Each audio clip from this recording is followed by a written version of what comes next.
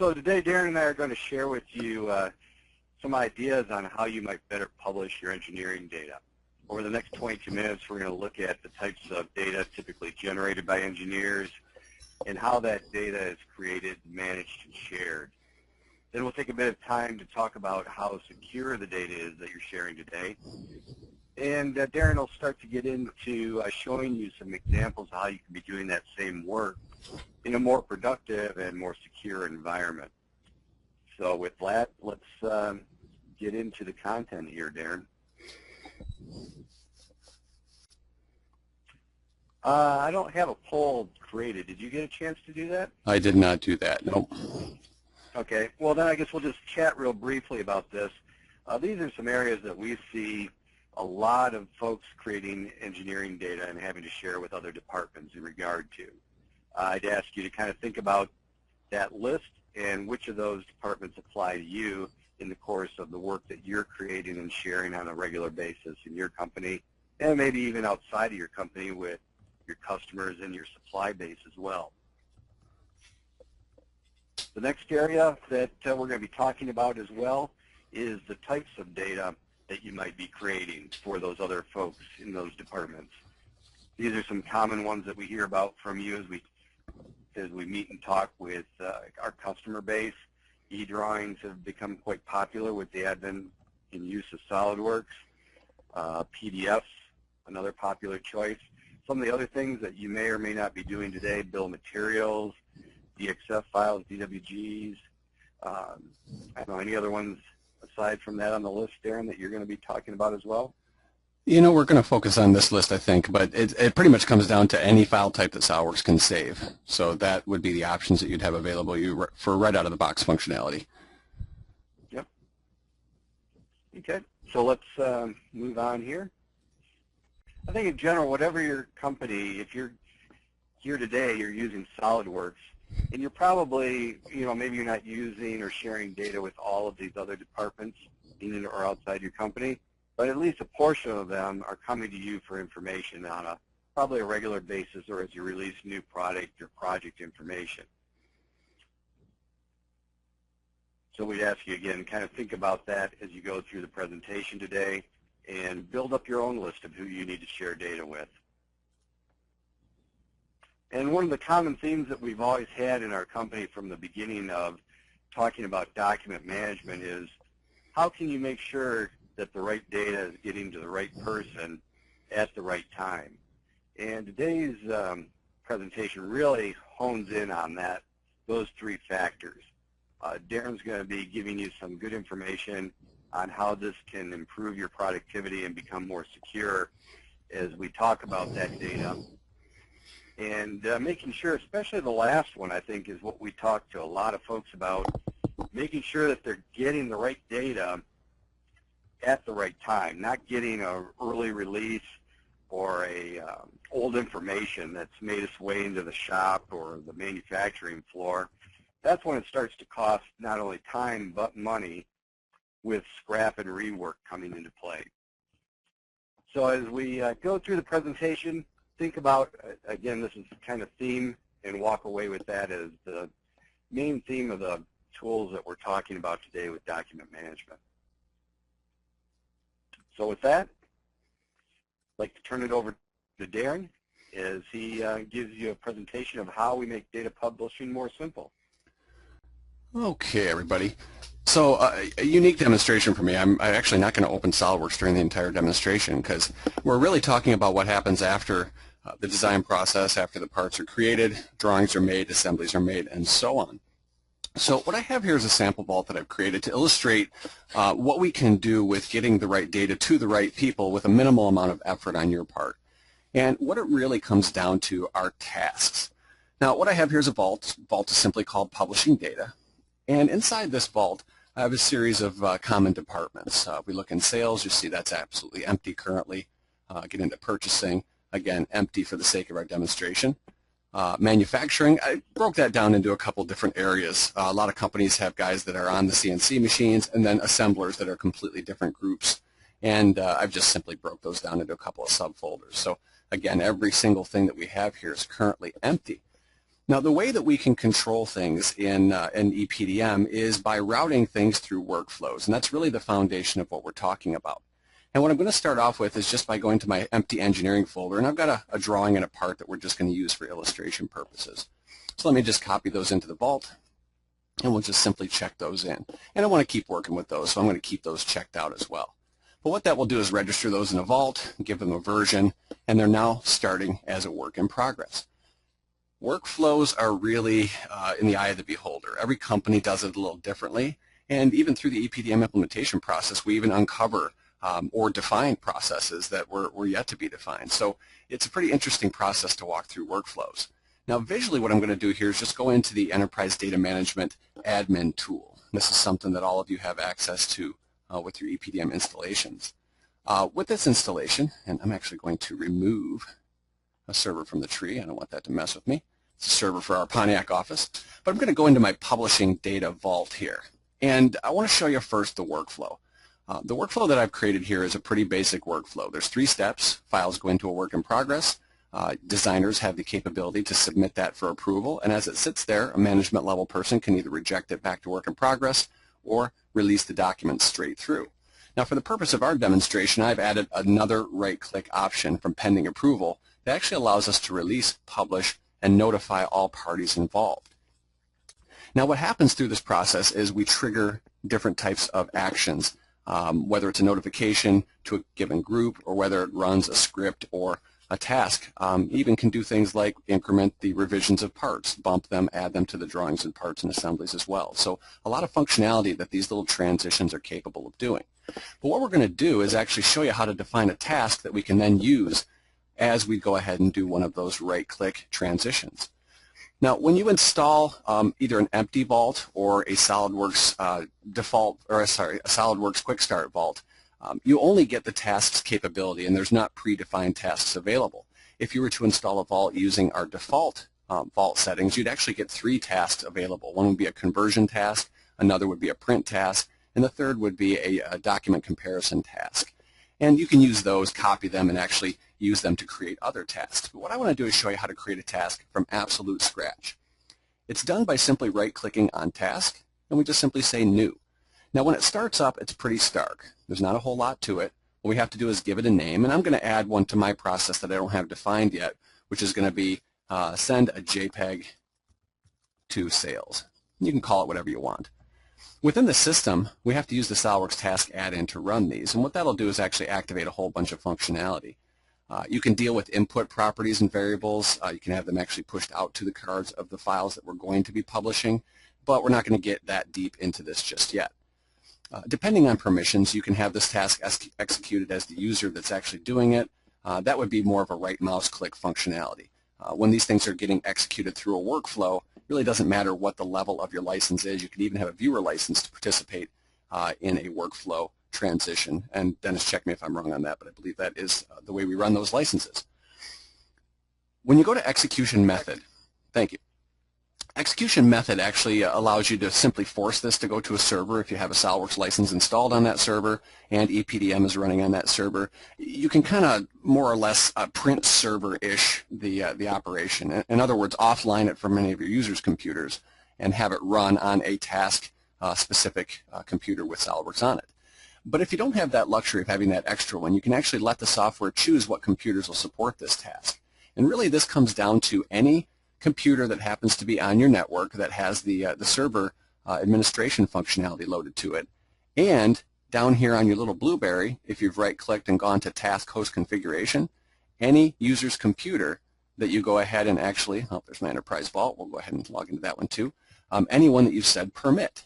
So if you do the pull-down menu to publishing data on any of your users' computers and click Permit, what that would do is then put them into the pool as a potential computer that could be used to execute these tasks. The next step is the menu command. What do you want this to look like? Now I can display this as a menu command that somebody can right-click and actually execute from directly within EPDM. If you do something like that, that's going to be something that you want to describe. We'll just call it Make JPEG for Sales, and frankly I'm just going to use the same description for that. And then we come down to the script, and this is where all the magic happens. Now, if you're fluent with our dispatch language, you can actually go ahead and type these in and make any custom script you want above and beyond the things I'm going to show you today. But what we're going to do on this one is actually just go ahead and use a general interface type. So the version to use in SOLIDWORKS, I can discreetly say 2013, since I do have both 2012 and 2013 loaded on my computer down here. And then from a task interface type, I can get a whole bunch of pre-created code by simply choosing, instead of general, which would be a coding interface, over to file conversion or printing. Now keep an eye on what happens over here. We've got a few options available to us, but when I choose file conversion, it actually inputs a whole bunch of pre-created code and then asks me to restart this task, which I will do. So over here in my task list, there's my send JPEG to sales, and when I open it back up, now that it's added the coding functionality here, we now have a whole bunch of other things below our menu command. So the menu command is the same.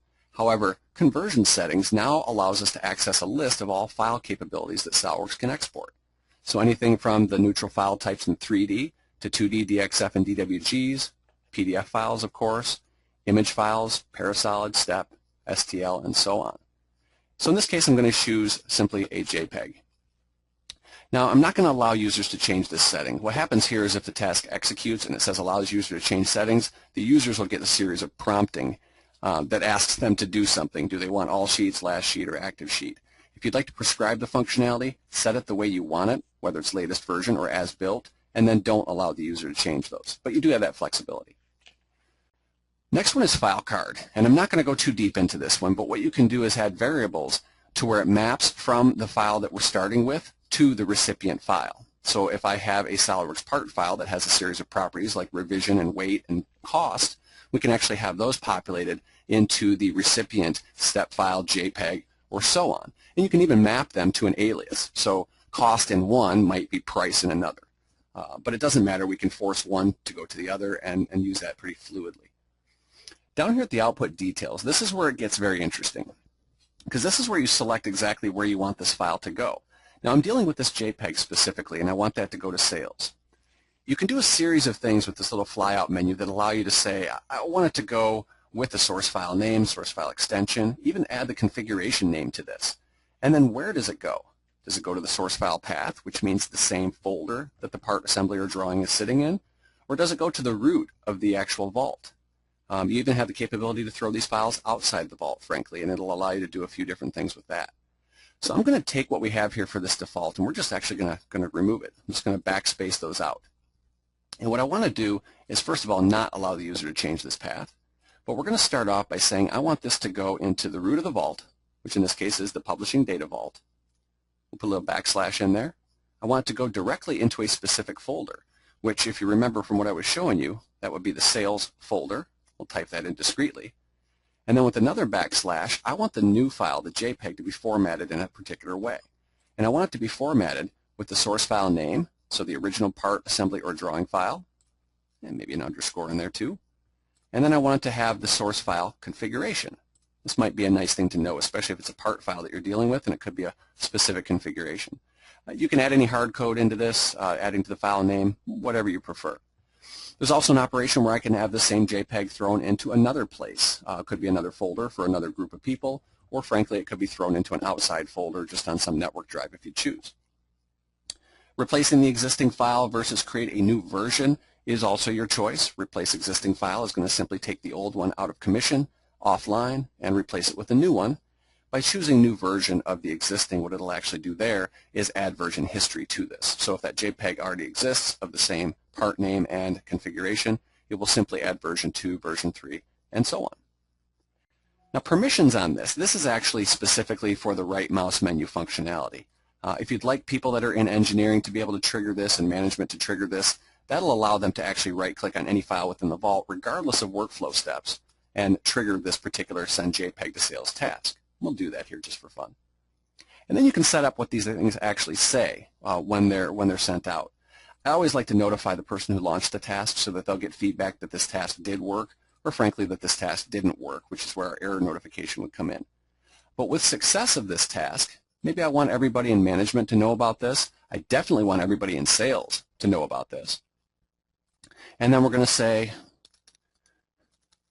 whatever. New things to sell. So you can put anything you like in there.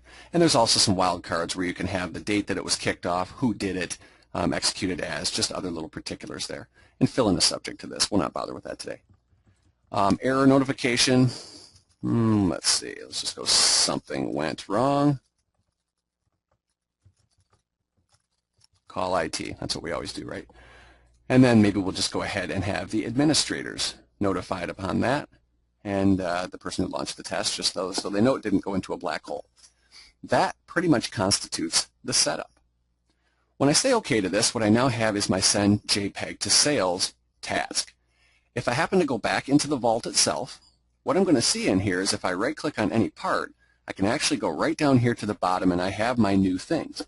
I got my make JPEG for sales, I got some export to manufacturing. All of those little tasks that you saw in my admin tool actually show up here. And I can even have submenus if I'd like to. And that's just by simply putting the word task and a backslash preceding the menu set itself. So what we're going to do is not just have people send those types of things out, but what we're going to do is go ahead and have this workflow trigger it. By going to your transition, simply click on the transition itself, and the first thing you have is who can do these. I got management that can do this, administrators that can do this particular operation, which is an approval process, but we don't want anybody that's at a user level to be able to do this, nor have the responsibility. What we do to make this happen is we go to actions. Now right now what I have is executing a task. This task is going to do a lot of things all at once. It's actually going to make e-drawings and send those to the assembly group. It's going to make DWG files and send those to manufacturing. It's going to take PDFs and send those to purchasing, and then also step files for manufacturing because that's what they happen to use for the CNC machine. And what I want to do now is add an action. The action that we're going to use on this one isn't going to be send an email, though you can send an email, execute commands, even do XML exports and imports to and from ERP systems. But in this case, what we're going to do is execute a task. Now, I only want this task of creation of JPEG to run on 3D files. Let's just call those SLD PRT and SLD ASM. Oddly enough, no separators on this one of colons or commas or anything. And then from our pull down here, I want that to execute my send JPEG to sales task. And that's it.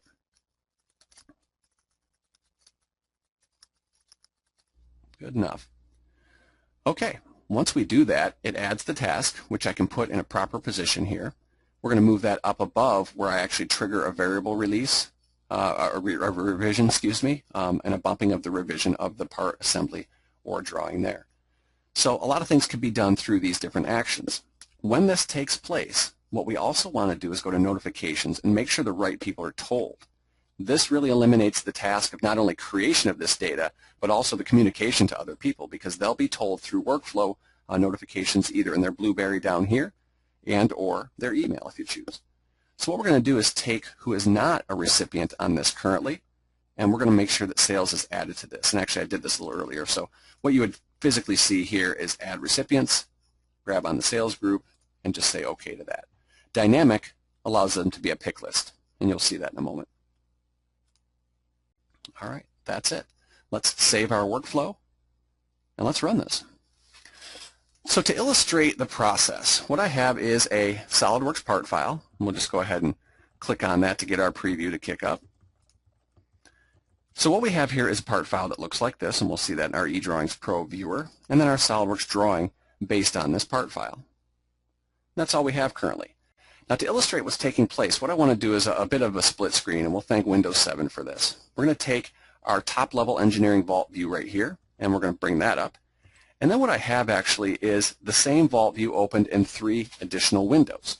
And what I'd like to show you on this one is what it looks like in the sales folder, what it's going to look like in the, let's go to, not purchasing, let's go back up and maybe go to, yeah, we'll do purchasing on that one. And then manufacturing up here, we're going to do a release to CNC. Actually, purchasing we'll come back to, but let's go to manufacturing and assembly instructions. And I'm basically just showing you the sub-paths of all of these different locations. So to fire this off, we're simply going to run our files through the workflow process. I'm going to use both of them. Right-click, and with permissions, you're going to go ahead and check those files in, make sure that we release our ownership, and that's great. Then we'll go ahead and simply right-click and change state. Now the right-click menus that we have here are the next level, which is going to be submit for approval, or we can jump right to the end, just as an administrative level. That's fine. And then we'll take the same two files and right-click again to change state. And here's where we can kick it back to the origin, release the documents, or that right-click for release, publish, and notify, which is what we're going to do here.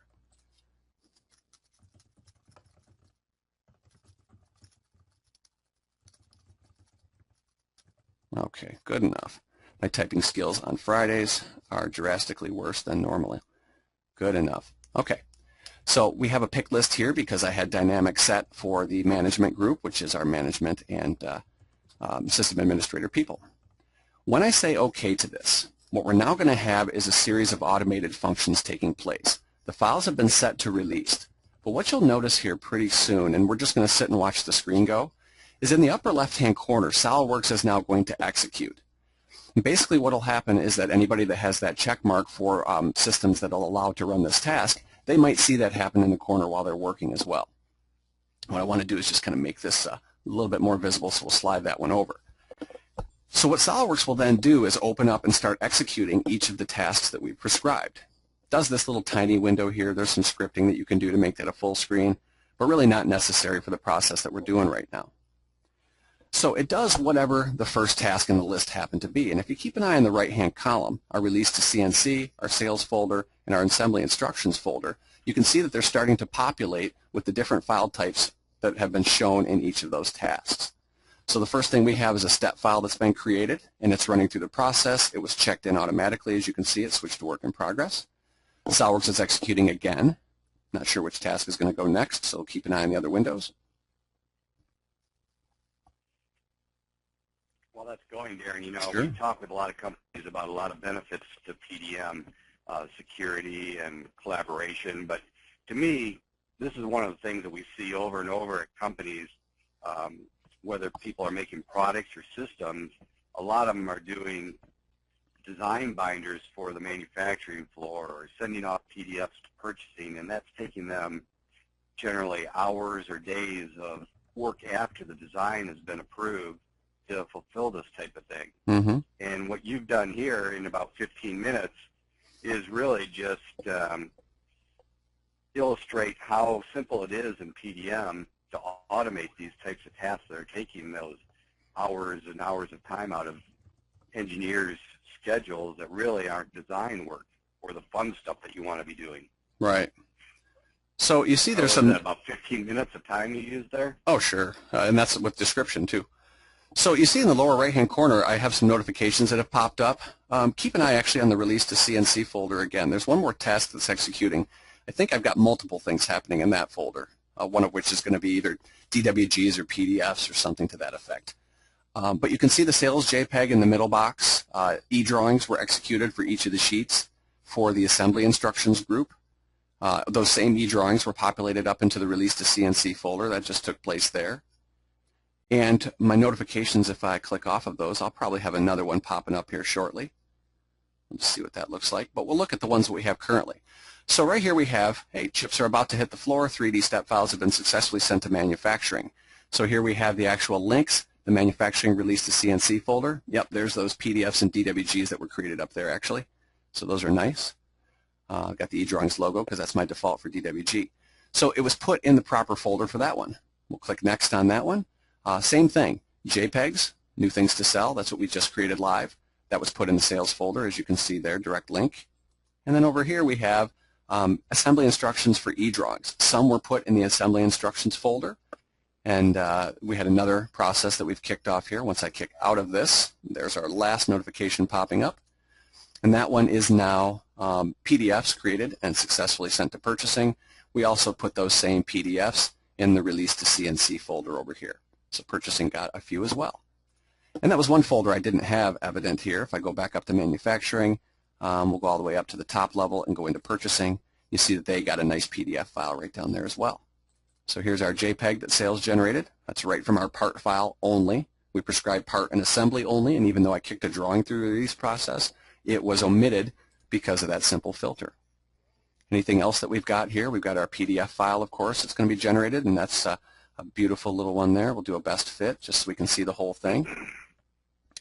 And then our DWG files. eDrawings is our previewer, but here is the DWG of both Sheet 1 and Sheet 2. Now I'm going to do one quick log off here for a second, and what you'll actually see is in one fell swoop, all of my windows into this vault are going to go ahead and close. And that's a security thing, and that's just fine. So we'll get each of those out of there. But what I want to do here is log back in, and we're just going to log in as sales. I'm sorry, as we'll do manufacturing. They got a bunch of things here. When we log in as manufacturing, we now see their notifications. And when we click on that, what we're now going to see is, again, chips are about to hit the floor, assembly instructions are there, and there's our PDFs and links to everything. And if we wanted to, I could go directly to one of these. If I want to click on this e-drawing, or go to that folder just by clicking the link within here, or maybe not on that one. We'll go ahead and open up one of those two. See right inside our folder there. So manufacturing logs in. This is even another interesting thing we've created. Manufacturing has a completely different view of what the same vault looks like.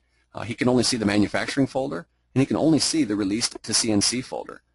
In this case, can't even see the physical assembly instructions folder beneath that. So very, very important little setting that we've got on that one. So from that point, though, no matter who we log off and log back on as, what we're essentially going to get is what their truth or what their vision of what the vault happens to be. We go back into assembly. Oop, got a little fat fingered on the name there. And again, assembly is getting their own notifications. So we've got some files being moved in, and then we've got some other things taking place there. So there's their e-drawings. So everybody within this organization can be touched in a very prescribed and controlled way, and it's just a nice way to be able to foster consistency within the company.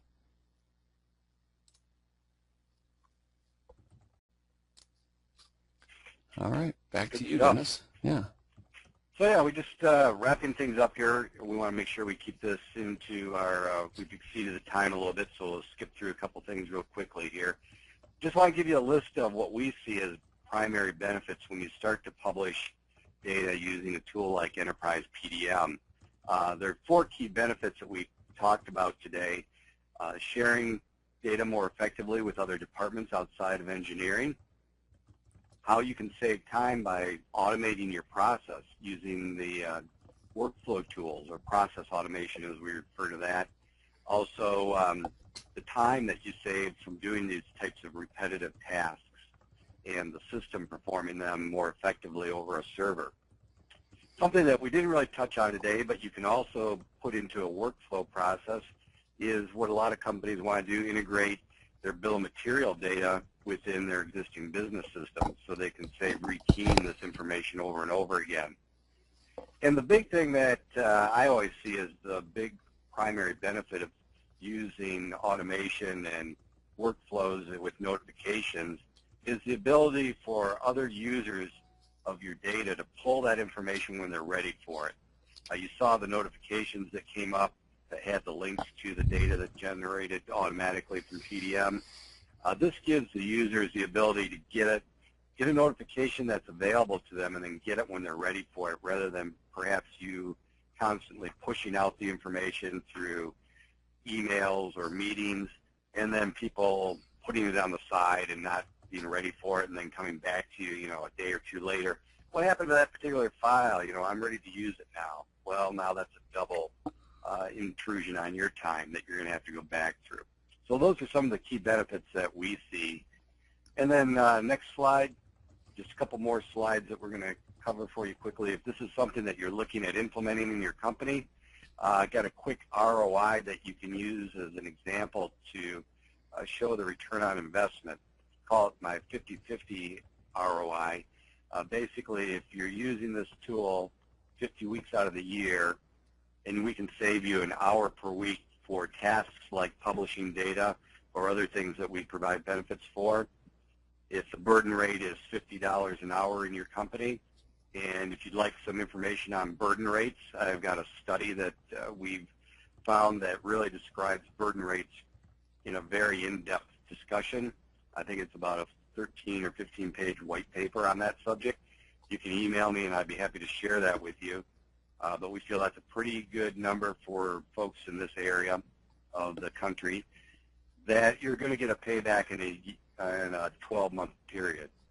So if that's something as well that you'd like to look at us further with, we have a new service that we're doing to talk about a document management analysis process that we can walk through things like data publishing, collaboration, security, a lot of the topics that document management or PDM within the SOLIDWORKS family addresses, and see how it applies specifically to you.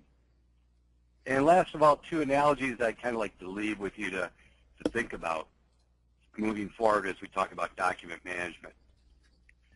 The old, where do you live and which area would you rather work in?